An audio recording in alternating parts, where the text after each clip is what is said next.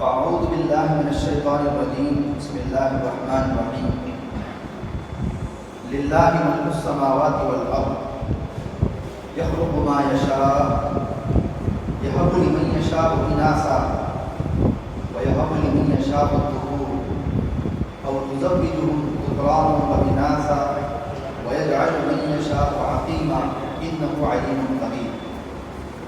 صدق اللہ علیہ.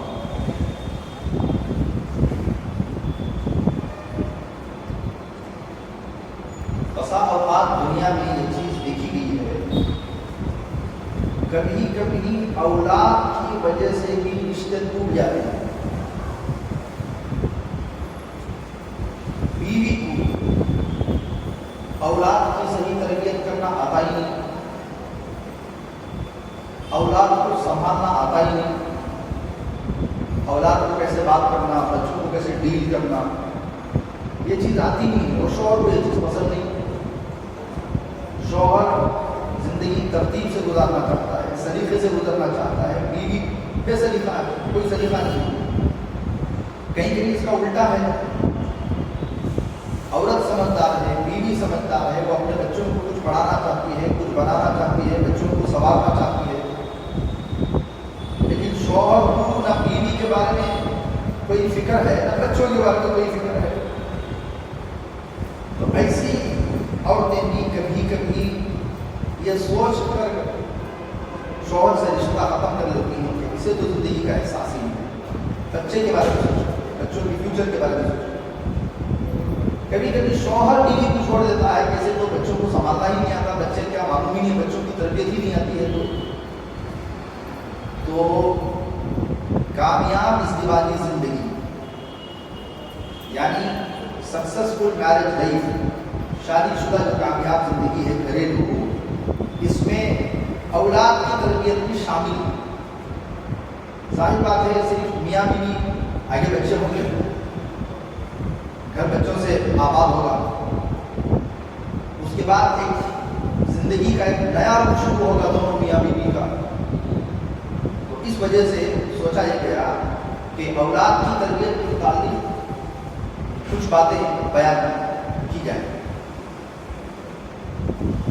سب سے پہلی بات تو یہ ہے، میں نے اس سے پہلے بھی یہی پر کہا تھا کہ اولاد اللہ کی نعمت ہے. اللہ تعالیٰ جسے چاہتے ہیں دیتے ہیں. جن کو اولاد نہیں ہے ان سے جا کر کے پوچھیں اولاد کی قدر کیا ہے. 12 سال سے دعائیں کر رہے ہیں، رو رہے ہیں، 15 سال سے انتظار کر رہے ہیں، کوئی 7-8 سال سے انتظار کر رہا ہے، حکیموں کے چکر لگا رہے ہیں، ڈاکٹروں کے پاس جا رہے ہیں، چیک اپ کروا رہے ہیں، اولاد وظائف کر رہے ہیں، کوئی حج کو جا رہے ہیں، کوئی عمرے کو جا کر کے دعا کر رہے ہیں، کوئی تحجد میں کر رہے ہیں، کوئی ماتا کر رہے ہیں، کوئی کچھ کر رہے ہیں، کوئی توڑ کروا رہے ہیں، عاملوں کے پاس جا رہے ہیں.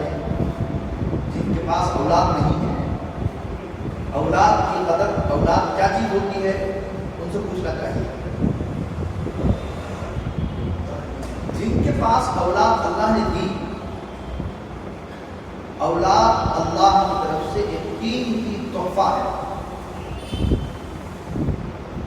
اللہ کے نبی علیہ السلام کی حدیث ہے، کل مولود یولد علی فطرۃ الاسلام فابواہ یحودانہ او ینصرانہ او ینجسانہ. ہر بچہ دنیا کے اندر جو بھی پیدا ہوتا ہے وہ فطرت اسلام کا پیدا ہوتا ہے، فطرت پر پیدا ہوتا ہے.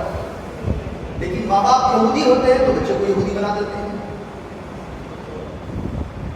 ماں باپ نصرانی ہوتے ہیں تو بچے کو نصرانی بنا دیتے ہیں.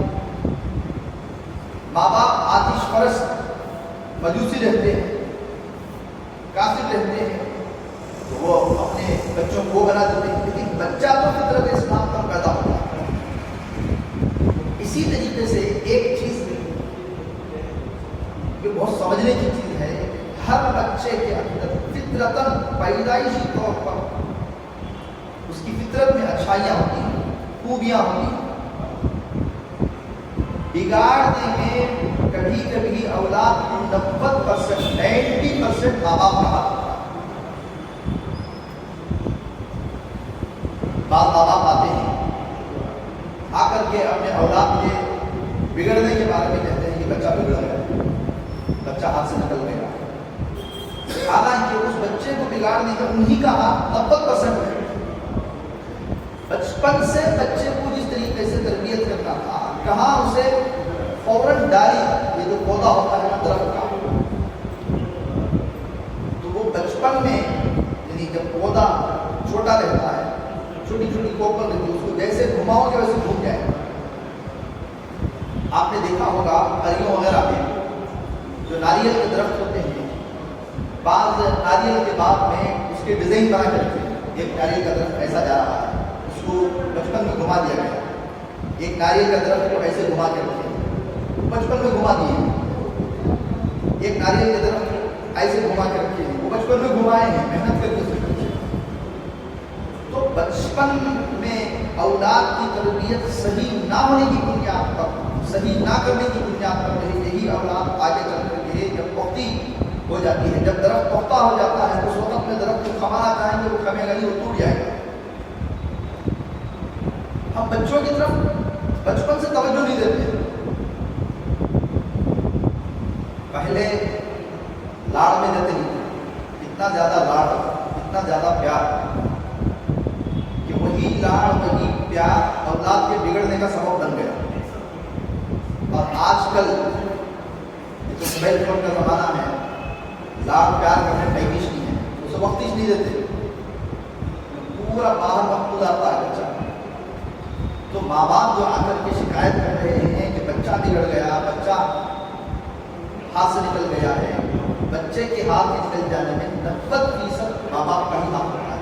ہاں بہت کم ایسے بھی ہوتا ہے ماں باپ نیک ہیں، سمجھدار ہیں، بہت بچے کو سمجھانے کی کوشش کی، اس کو لے کر چلنے کی کوشش کی، باوجود محنت کے، سمجھانے کے، تربیت کرنے کے، وہ پھر بھی ہاتھ سے نکل گیا، ایسے بھی ہوتا ہے۔ لیکن یہ ریشو بہت کم، اکثر جو ریشو ہے وہ ماں باپ ہی بگاڑتے ہیں۔ ماں باپ بگاڑتے ہیں، یا تو باپ یا تو ماں یا تو ان کے گھر والے بچے کو بگاڑ دیتے ہیں، یا تو ماحول بگاڑتا ہے، باہر ماحول، بچوں کا ماحول بگاڑتا ہے۔ ایک سائنسدان، چائلڈ سائیکالوجسٹ، بچوں کا ماہر نفسیات، بچوں کے نفسیات کو جاننے والا، وہ ایک مرتبہ اسپیچ کر رہا تھا۔ اس نے اسپیچ میں یہ کہا، آپ بچے کی تربیت بچے کے پیدا ہونے سے 19 سال پہلے سے شروع کر دینا۔ جتنے لوگ وہاں پر بیٹھے ہوئے تھے ان کو شام لگا، بچے کی تربیت بچے کے پیدا ہونے سے 19 سال پہلے کیسا کرنا چاہیے؟ تو انہیں بھی یہی سوال کیا۔ اس کے بعد انہیں بولا، اصل میں بچے کی جو ماں ہے اس کی تربیت کرنا ہے، ماں کی تربیت ہو گئی، بچے کی تربیت آٹومیٹک ہو جائے گی، کیونکہ ماں بچے کے لیے اس کا پہلا مدرسہ، اس کا فرسٹ اسکول ہوتی ہے ماں کی گود۔ ماں کی گود سے وہ ساری چیزیں سیکھتا ہے۔ ہمارے یہاں جو عورتیں، جو لڑکیاں شادی ہوتی ہیں، سب سے بڑا مسئلہ یہ ہے کہ ایک تو خود ان کو ان کی زندگی گزارنے کا طریقہ نہیں معلوم ہے، یہ جائے کہ اولاد کی تربیت کیسا کرنا، کس پیٹ میں رہے تو کیا کرنا، باہر بچہ جب دنیا میں آ گیا تو اس وقت میں کیا کرنا، ابتدائی سال میں کیا کرنا، بچہ جب بولنا شروع ہوتا اس وقت میں کیا کرنا، جب چلنا شروع ہوتا اس وقت میں کیا کرنا، جب سمجھنا شروع ہوتا اس وقت میں کیا کرنا۔ یہ سب عام جو لڑکیاں ہیں ان کو نہیں معلوم ہے۔ زیادہ سے زیادہ بچہ رویا انڈا دلا دیے، بلون دلا دیے، بچہ رویا الیکٹرانک کچھ کار دلا دیے، کوئی اور چیز دلا دی، بس اب ادا ہو گیا۔ یا بچہ کچھ دلاؤ کو رستے پر بیٹھ گیا تو وہ دلا دیے، تو بچے کو بہت مزہ کرتے ہیں، کیا پوچھتا وہ دلا دیتا، کیا پوچھتا وہ کروا تو بس جی، یہی زندگی ہے ان کے سامنے۔ حالانکہ ہم سے بہت قدم آگے ہیں یہ گورے، گورے کا مطلب انگریز۔ ذرا توجہ سے سنیے، ماں کے پیٹ میں بچہ ہے، ابھی باہر نہیں آیا ہے، اسی وقت وہ بچے کے بارے میں فیصلہ کرتے ہیں کہ ہمارے بچے کو ہمیں آگے چل کر کے کیا بنانا ہے، سائنسدان بنانا ہے یا انجینئر بنانا ہے یا فٹ بالر بنانا ہے، کیا بنانا ہے؟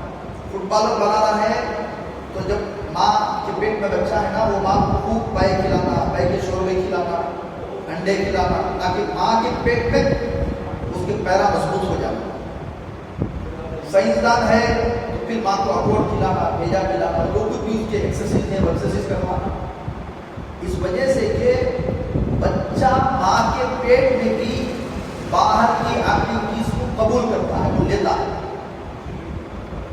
حضرت خواجہ قطب الدین بختیار کاکی رحمۃ اللہ علیہ کی والدہ بچے کو لے کر کے استاد کے پاس گئی، حضرت ان کی بسم اللہ کرا دیجیے، ہمارے یہاں گھروں میں مکتب کرتی ہیں، حضرت نورانی کا دامن کر کے پڑھو بیٹا بسم اللہ الرحمن الرحیم، الف تو نے الف لام سے شروع کیا، بچہ 14 پارے حفظ سنا دیے، چھوٹا بچہ۔ حضرت ان کی ابا کو دلے کے کھیل رہی مذاق کر رہے ہیں،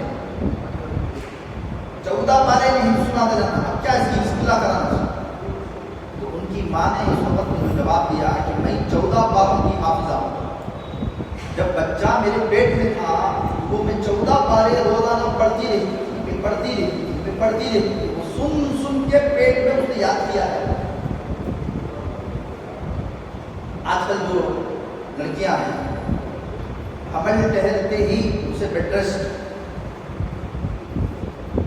یہی وجہ پورے آپریشن کرنا، یہ سب چیزیں اسے بیڈ ریسٹ، ہلنے بھی دیتے نہیں، اٹھنے بھی دیتے نہیں زور سے، کیا نہیں ہو نہیں گا۔ اب انہیں بیڈ ریسٹ نہ، صبح شام ریموٹ پکڑ کے گئے، صبح سے شام تک ٹی وی کے سامنے دیکھتے، نہ کوئی کھانے کی طرف توجہ، نہ غذا کی طرف۔ آج سے چند سال پہلے تک بھی ہم نے سنا ہے، جو بڑے حضرات نے شاید انہوں نے دیکھا ہوگا، جو گھر کی عورتیں ہوتی تھی حمل ٹہرتے ہی لڑکی اس کی غذا کی طرف بہت توجہ دیتی تھی، اسے کیا کھلانا، اسے کیا پلانا، وہ مہینے میں کیا دینا، وہ مہینے میں کیا دینا، کب جو ہے انار کھلانا، کب کیا کھلانا، کب اس کی کوبرا کھلانا، کب زعفران کا دودھ پلانا۔ اب وہ سب چیزیں ختم ہو گئی ہیں۔ کیا رہا تمہیں میں ڈاکٹر نہیں گولیاں لکھ کر دیتے نا، وہ تو کھلاؤ، کیا اس میں حرج نہیں ہے، لیکن گولیوں کے ساتھ ساتھ جو نیچرل جو دودھ ہے وہ بھی تو کھلانا ہے۔ انہیں گولیاں بھی وہ جب گولیاں لکھ کر دیتی تو دودھ کا پاؤڈر بہت بڑا احسان ہو گیا، اور مہینہ مہینہ جا کر اسکیننگ لیتے ہیں۔ ایک کتاب ہے وہ ہمارے ہی، ہم جب افتاء کر کے فارغ ہوئے مدرسے سے، مفتی کورس کر کے فارغ ہوئے ہیں، مفتی کورس میں سال کے اینڈ میں جتنے بچے ہوتے ہیں، غالباً ہمیں 50 سے 50 اسٹوڈنٹ ہیں ہماری جماعت میں، وہ پورے دن کو ایک کتاب بناتے ہیں، کتاب چھاپتی ہے ہمارے مدرسے میں، وہ ایک سسٹم ہے۔ ہمارے ساتھ جو کتاب چھپی وہ اسلام اور میڈیکل پر، اسلام اور میڈیکل مسائل پر، میڈیکل مسائل، یہ جینیٹک ٹیسٹ ہے، یہ بی بی ٹیسٹ ہے، اور ایکسرا ہے، اسکیننگ ہے، کلوننگ ہے، ان چیزوں پر۔ اس میں جو بھی بچہ اپنا مضمون لکھا ہے، آرٹیکل لکھا ہے، 3 مہینے، 5 مہینے، 6 مہینے ریسرچ کر کے، تحقیق کر کے لکھا ہے، ایسا نہیں لکھا ہے۔ اس میں ہمارے ایک ساتھی نے اس میں ایک آرٹیکل لکھا ہے، ایک مضمون لکھا ہے کہ یہ جو اسکیننگ ہے نا، اتنا خطرناک بچے پہ یہ اثر ڈالتی ہے، بہت خطرناک، بچے پہ کیا انسان پہ ڈالتی ہے۔ اسی وجہ سے بعض یورپ کے کنٹریز میں اور بعض مغربی ممالک میں بغیر شدید عذر کے، سخت عذر ہے کہتے ہیں، تب بھی فل باڈی اسکینر یا اسکیننگ کرنے کو دیتے ہیں، پکا کے جلدی دیتے ہیں، کیونکہ اس سے جو ہے انسان کے اندر کی جو جراثیم وغیرہ رہتی ہے وہ بھی مر جاتی ہے۔ وہ جو کیمرے میں اتنا پاور رہتا ہے، کیمرہ رہتا ہے، انہیں اندر نہ دیکھتا سکتا، کیمرہ جب چلاتے ہیں بچے کے دماغ کو اس کا ہلکا سا اثر پڑتا ہے، اس کے ہڈیوں پہ ہلکا سا اثر پڑتا ہے، بات کہیں سے کہیں ممکن کہیں چلی جا رہی ہے۔ تو ماں کے پیٹ سے ہی بچے کی تربیت کے بارے میں فکر، کیونکہ ماں اگر نیک ہوگی اولاد کی بہت نیک ہو جائے گی۔ ماں کا نیک ہونا ضروری ہے۔ اسی وجہ سے شروع میں بھی یہ بات کہی گئی تھی کہ بھی آدمی کو چاہیے کہ دیندار لڑکی سے شادی کرے تاکہ بچے دیندار بنے۔ ایک ایک واقعہ میں آپ کے سامنے بیان کروں. امام غزالی علیہ الرحمہ کا نام آپ نے سنا ہوگا. پائے کے عالم، جید عالم اور قاضی بھی ہیں اپنے وقت کے. اپنی ماں، یہ دو بھائی تھے، ایک کا نام محمد غزالی اور ایک کا نام احمد غزالی. اور سے سنو، ماں ایک ہوتی ہے وہ بچوں کی کیسے تربیت کرتی ہے، اس پر یہ واقعہ بول رہا ہوں. امام غزالی علیہ الرحمہ بہت بڑے عالم، قاضی، مفتی، علم کا سمندر، امام صاحب مسجد کے. اور ایک ان کے چھوٹے بھائی تھے، وہ بھی اچھے تھے، نیک اللہ والے، ذکر، تنہائی پسند. بچے رہتے نا گھروں میں دو قسم کے رہتے ہیں. ایک بچہ انٹرا پرسنل رہتا ہے، ایک بچہ انٹر پرسنل رہتا ہے. ایک بچہ سب کے ساتھ گھل مل کے رہنا چاہتا ہے، اور ایک بچہ انہیں ہوا، اس کی کتاب ہوئی، اس کا کمپیوٹر ہوا، الگ الگ الگ کسی سے زیادہ ملتا نہیں، سوشل نہیں ہے زیادہ. تو احمد غزالی جو تھے وہ اپنی ذکر میں، اپنی چیزوں میں مشغول رہتے تھے. وہ انفرادی نماز پڑھتے تھے، اکیلے نماز، جماعت چھوڑ کر. آج بھی کئی حضرات اس طریقے سے نماز پڑھتے ہیں. کیا تو ان کو سامنے والے امام پر اتنا اطمینان نہیں ہے، اس وجہ سے گھر میں اکیلے نماز.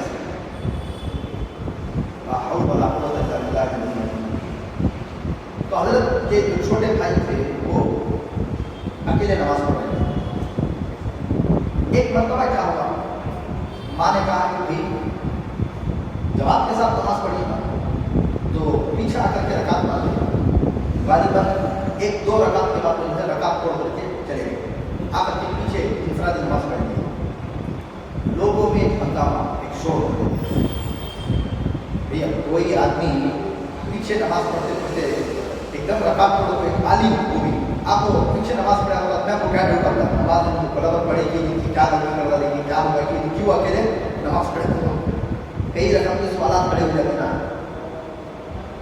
تو لوگوں نے امام محمد غزالی، امام غزالی نے کہا کہ ان سے کہا کہ تمہارے چھوٹے بھائی جو تمہارے پیچھے نماز پڑھ رہے تھے، درمیان نماز میں رکعت توڑ کر کے پیچھے جا کر کے سنگل نماز پڑھ لی، انفرادی نماز پڑھ لی. تو امام غزالی نے رحمہ کی دل کی بہت چوٹ لگی، سیدھا ماں کے پاس آیا. تو ماں سے شکایت، ماں نے دونوں بچوں کو، وہ بھائی کو بلایا، دونوں کو بلایا، پوچھا کہ بھائی کیوں رکعت توڑ کر کے پیچھے آ گئے، ان کے پیچھے کیوں نماز نہیں پڑھے. انہوں بھی اللہ والے تھے، چوٹی کے اللہ والے تھے، دونوں بھائی اللہ والے. اب دیکھیے چھوٹے بھائی نے کہا میں جب ان کے پیچھے نماز پڑھ رہا تھا، بھیا کے پیچھے انہوں قرآن پڑھ رہے تھے نا، قرآن جس وقت میں نماز میں تھے، ان کا دماغ، ان کا ذہن، ان کی توجہ دنیا کی طرف گئی، اللہ سے ہٹ کر کے دوسری طرف گئی. تو اس وجہ سے میں رکعت توڑ کے آ گیا. اب دیکھیے یہ بھی تو اللہ والے ہیں، ورنہ ہر کسی کو معلوم ہو جاتا ہے کیا سچری ہو، کہاں ہے گلبا. تو امام غزالی علیہ الرحمہ نے کہا کہ بھائی تو سچ کہتا ہے. اصل میں اس وقت میں عورتوں کی جو مخصوص مسائل ہوتے ہیں، ان مسائل کی طرف تھوڑی دیر کے لیے توجہ میری گئی ہوئی. نماز کی اقرار کرنا، ان کی جو والدہ تھی انہوں نے کہا میرے دونوں بیٹے ناکام ہوئے. ایک نماز میں کھڑے ہو کر اپنی نماز میں اللہ کی طرف توجہ رکھنے کے بجائے اپنے بھائی کے دل پہ کھانپ رہا ہے، اور دوسرا مصلے پہ کھڑے ہو کر کے دنیا کی طرف توجہ کر رہا ہے. تم دونوں شکایت کے مستحق. کوئی دوسری اماں رہتی تو بچے کو سینے سے لگا دیتے، کتنا اللہ والا ہو گیا، تو چاند کو دیکھ لیا انہیں دل میں دنیا کے بارے میں کیا سوچ رہا ہے. انہوں بولے تو کیسا اللہ والا، اپنی نماز پڑھنا تھا، اس کے اندر کیوں جھانک کے دیکھا تجھے، اے طرح سے اس کے اندر جھانکنے کی کیا ضرورت تھی. تو مائیں جب نیک ہوتی ہیں تو بچوں کی وہ عجیب تربیت کر کے دنیا سے چاہتی ہیں. آج کل ماؤں کو تربیت کرنا آتا ہی نہیں، اس وجہ سے تو بچے بگڑ رہے ہیں. जनाब जब शादी किए कभी भी ये सोचे कि एक नेक एक दीनदार खातून आपको मेरे बच्चों की सही तरबियत कर दे। उस वक़्त में मसला सिर्फ फाइनेंशियल मसला था। अगर आप आइस वाली गाड़ी लेने गई तो उसके पैसे मेरे पैसे आपको जरा बिजनेस और टेक ओवर करेंगे और जरा बिजनेस क्या करेंगे आगे बढ़ेंगे। ये तो है आज हर आदमी क्या सोच रहा है भाई आज के दौर में कमाना बहुत मुश्किल बात है। तो इस वजह से रेडीमेड अच्छी लड़की की शादी हो तो कुछ ना कुछ लेकर आती है। चलो आज जहेज बात जरा अपनी तो भी फ्यूचर प्लानिंग क्या करते हो अब तो जहेज रखो लेकिन बाप की प्रॉपर्टी के लिए रहना खड़ा रहना दुकाना रहना जाति रहना क्यों बाबा माया को सब विरासत में आना फ्यूचर प्लानिंग अपनी तो भी बाबा के मरने के बाद विरासत क्या थी करोड़ 2 करोड़ रुपए की 50 लाख 80 लाख का वो सोच को शादी हो जाती है। अब आदमियों के सामने अच्छा बनने के वास्ते जहेज भी लेकर नहीं है। अब शादी होते ही ससुर के मरने की इंतजार करती है कब मरता भी नहीं जरा कब प्रॉपर्टी आती है कब मरता है कब विरासत आती है कब इस दुनिया से जाएगा। जब पूरा बीमार पड़े तो क्या कब जारी मिले दिल में सोचते रहता है तवज्जो नहीं कवर नहीं रही ना खाली फाइनेंशियल। अब सब नौजवान आजकल देखी हुई है घर की औरतें कुछ ड्यूटी वाली रहना महीने को आता है इनकम नहीं तो 8-10 साल के बाद ससुरा मरते ही पूरी पीएफ के से पूरे पैसे आ जाना बड़ा सकते जमा रह सकते हैं क्या थी एक सिस्टम है ऐसी बात नहीं है। इस वजह से अब नेक बीवी उस वक़्त में शादी हो गए जैसी अल्लाह ने दिया जो मुकद्दर में रखी थी। अब क्या करना है क्या एक अब और एक नेक का इरादा करना क्या जैसी हो गई पहली अर्जेंट में जो भी था सिचुएशन हो गई नेक तो होना था एक नेक औरत को होना था तो अब क्या एक और नेक का इरादा करना क्या अब क्या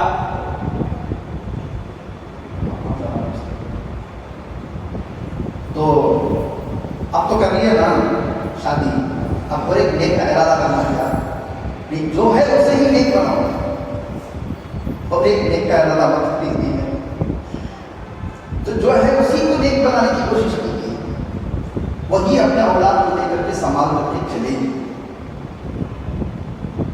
तो मेरे हाल आज की पूरी बात का खुलासा यही है कि लड़की बच्चे की माँ अगर नेक है दीनदार है तो बच्चों की सही तरबियत करेगी बच्चे को सही तरीके से समझाएगी।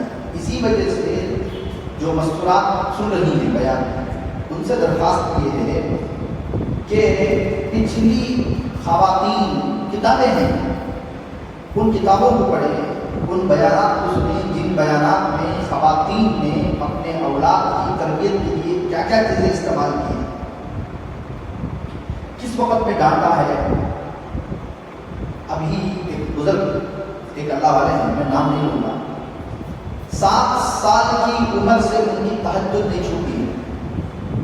1000 साल पहले की बात नहीं बोल रहा हूँ अभी इस वक्त दुनिया में मौजूद है। कितने साल की उम्र से 7 साल की उम्र से तहज्जुद उनकी नहीं छूटी है मगर ये हो सकता है बीमारी की वजह से या कोई उज़्र की वजह से वरना बगैर उज़्र के तो कभी भी तहज्जुद नहीं छूटी है। 7 साल से वो कैसे 7 साल से उनकी माँ उनको मुसल्ले पर तहज्जुद पे लेकर खड़ा था उनकी माँ नहीं थी। तो इस वजह से औलाद की तरबियत के बारे में ख़ास ख्याल रखना चाहिए। माँ के अंदर दीनदारी होनी चाहिए बाप के अंदर दीनदारी होनी चाहिए घर का माहौल दीनदार होना घर के माहौल में दीनदारी रही तो उस माहौल में पलने वाले बच्चों के अंदर दीनदारी ऑटोमेटिक आ जाएगी। घर के माहौल में दीनदारी नहीं है बाप कहीं तो सुबह से शाम तक गालियाँ देते रहता है कच्चे कच्चे माँ नहीं तो बाबा को शोहर को झुकाते रहते बच्चों के सामने। घर में जो बड़े हैं दादी नानी फुआ उन्होंने गालियाँ देकर आपस में बात करनी फिर इधर से टीवी में गाने चल रही پورا گھر کا ماحول تباہ و برباد ہے، پھر بچہ خود دین مختار کاٹی بن جائے، مجھے بغدادی بن جائے تو تقریباً سا جیسا ماحول میں پروان چل اسی ماحول میں وہ بچہ ورن لیتا ہے. بس انہی چند باتوں پر جو ہے میں اپنی بات کو ختم کرتا ہوں. اللہ تعالیٰ ہم تمام کو نیک بنائے، مستورات ہیں اللہ تعالیٰ سب کو یہ نیک بنائے، اور جو اولاد ہے ان کو بھی نیک بنائے، پورے گھر کے ماحول کو اللہ تعالیٰ دیندار اور خوشگوار بنائے. وآخر دعوانا الحمد للہ رب العالمین. اللهم لك الحمد والشكر يا الله. اللهم صل على محمد وعلى آل محمد وبارك وسلم. ربنا ظلمنا أنفسنا وإن لم تغفر لنا وترحمنا لنكونن من الخاسرين. ربنا آتنا في الدنيا حسنة وفي الآخرة حسنة وقنا عذاب النار. وصلى الله تبارك وتعالى على خير خلقه محمد وآله وأصحابه أجمعين برحمتك يا أرحم الراحمين.